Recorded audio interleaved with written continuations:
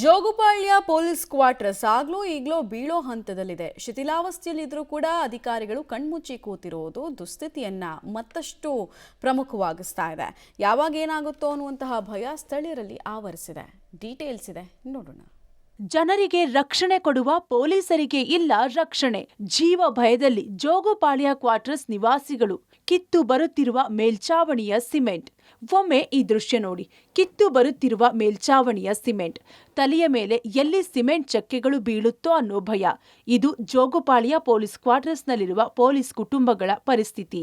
ತುಂಬಾ ಹಳೆ ಕ್ವಾರ್ಟರ್ಸ್ಗಳಿವು. ಎಲ್ಲ ಈ ಸೀಲಿಂಗ್ ಮಣ್ಣೆಲ್ಲ ಹಂಗಂಗೆ ಕಳಿಸ್ಕೊಂಡ್ ಬೀಳ್ತಾ ಇರುತ್ತೆ. ಅದ್ರ ಒಂಥರ ಮನೇಲಿ ಮನಗಕ್ಕಾಗ್ಲಿ ಇರಕ್ಕಾಗ್ಲಿ ತುಂಬಾ ಭಯ ಆಗ್ತಾ ಇದೆ ನಮ್ಗೆ. ಪೂರಾ ಎಲ್ಲ ಸರ್ ಗಲೀಜೆ. ಇದು ಕ್ಲೀನ್ ಗೀನ್ ಏನೂ ಮಾಡ್ತಾ ಇಲ್ಲ ಇಲ್ಲಿ. ಯಾರು ಬಂದು ನೋಡಲ್ಲ ಮಾಡಲ್ಲ, ಡೆಮಾಲಿಷ್ ಮಾಡ್ತೀವಿ, ನಿಮ್ಗೆ ಬೇರೆ ಕಡೆ ಕ್ವಾರ್ಟರ್ಸ್ ಕೊಡ್ತೀವಿ ಅಂತ ಹೇಳ್ತಾರೆ. ಒಬ್ರು ಕೊಡ್ತಾ ಇಲ್ಲ. ಮನೇಲಿ ಇರೋಕ್ಕಾಗ್ತಾ ಇಲ್ಲ. ಫುಲ್ ಎಲ್ಲಿ ನೋಡ್ತೆ ಅಲ್ಲಿ ಫುಲ್ ಮೇಲಿನ ಗೋಡೆ ಎಲ್ಲ ಕತ್ತರಿಸ್ಕೊಂಡು ಫುಲ್ ಬೀಳ್ತಾ ಇದೆ. ಮಕ್ಕಳನ್ನ ಬಿಟ್ಟು ನಾವು ಅಡುಗೆ ಮನೇಲಿದ್ದರೆ ಮಕ್ಕಳು ಹಾಲಲ್ಲಿದ್ದರೆ ಎಲ್ಲಿ ಕತ್ತರಿಸ್ಕೊಂಡು ಮಕ್ಕಳ ಮೇಲೆ ಬೀಳುತ್ತೋ ಅನ್ನೋ ಭಯ ಕಾಡ್ತಾ ಇದೆ. ಅಡುಗೆ ಮನೇಲಿ ಅಡುಗೆ ಮಾಡ್ತಾ ಇದ್ರೆ ಕತ್ತರಿಸ್ಕೊಂಡು ಬೀಳ್ತೈತೆ. ಅಡುಗೆ ಒಳಗಡೆ ಎಲ್ಲ ಬೀಳುತ್ತೆ. ಊಟ ಮಾಡೋಕ್ಕಾಗೋದಿಲ್ಲ ಒಂದೊಂದು ಟೈಮಲ್ಲಿ. ಈ ಕ್ವಾರ್ಟರ್ಸ್ನಲ್ಲಿ 40 ಕುಟುಂಬಗಳಿವೆ. ವಯಸ್ಸಾದ ತಂದೆ ತಾಯಿ ಜೊತೆಗೆ ಶಿಥಿಲಾವಸ್ಥೆ ಹಂತದಲ್ಲಿರುವ ಕ್ವಾರ್ಟರ್ಸ್ನಲ್ಲಿ ಜೀವನ ದೂಡ್ತಿದ್ದಾರೆ. ಇಡೀ ಬಿಲ್ಡಿಂಗ್ನ ಹಲವು ಕೋಣೆಗಳಲ್ಲಿ ಸಿಮೆಂಟ್ ಉದುರುತ್ತಿದೆ. ಮಳೆ ಬಂದಾಗ ಸೋರುತ್ತೆ. ಆಗಾಗ ವಿದ್ಯುತ್ ಸಂಪರ್ಕ, ನೀರಿನ ಸಂಪರ್ಕವು ಕೈಕೊಡ್ತಿದೆ. ನಿರ್ವಹಣೆ ಇಲ್ಲದೆ ಈ ಪೊಲೀಸ್ ಕ್ವಾರ್ಟರ್ಸ್ ಪಾಳು ಬಿದ್ದ ಕೊಂಪಿಯಂತಾಗಿದೆ.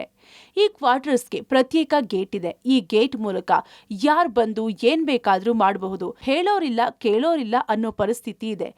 ಆಗ್ಲೋ ಈಗ್ಲೋ ಬೀಳುವಂತಹ ಸ್ಥಿತಿಗೆ ಈ ಒಂದು ಕ್ವಾರ್ಟರ್ಸ್ ತಲುಪಿದೆ. ಸುಮಾರು ವರ್ಷಗಳಿಂದ ಇದು ಶಿಥಿಲ ವ್ಯವಸ್ಥೆಗೆ ತಲುಪಿದೆ. ಯಾವಾಗ ಬೇಕಾದರೂ ಕೂಡ ಬೀಳಬಹುದು. ನೋಡಿ, ಈಗ ನಾನು ಹೆಲ್ಮೆಟನ್ನು ಹಾಕ್ಕೊಂಡೇ ಒಳಗೆ ಹೋಗುವಂಥ ಸ್ಥಿತಿ ಇದೆ. ಯಾಕೆಂದರೆ ಇದು ಕಿಚನ್ ರೂಮು. ಸೊ ಇಲ್ಲಿ ಮೇಲ್ಛಾವಣಿ ಏನಿದೆಯಲ್ಲ ಕಂಪ್ಲೀಟ್ ಆಗಿ ಹಂತ ಹಂತವಾಗಿ ಕುಸಿತಾ ಇದೆ. ಸೊ ಹೀಗೆ ಅಡುಗೆ ಮಾಡುವಂಥ ಸಂದರ್ಭದಲ್ಲಿ ಈ ಮನೆಯವರು ಕೂಡ ಹೆಲ್ಮೆಟ್ಗಳನ್ನು ಹಾಕ್ಕೊಂಡೇ ಸೊ ಈಗ ಕೆಲಸವನ್ನು ಮಾಡ್ತಾರೆ. ಒಳಗಡೆ ಅಡುಗೆ ಕಂಪ್ಲೀಟಾಗಿ ಸಿಮೆಂಟೇ ಉದುರುತ್ತೆ.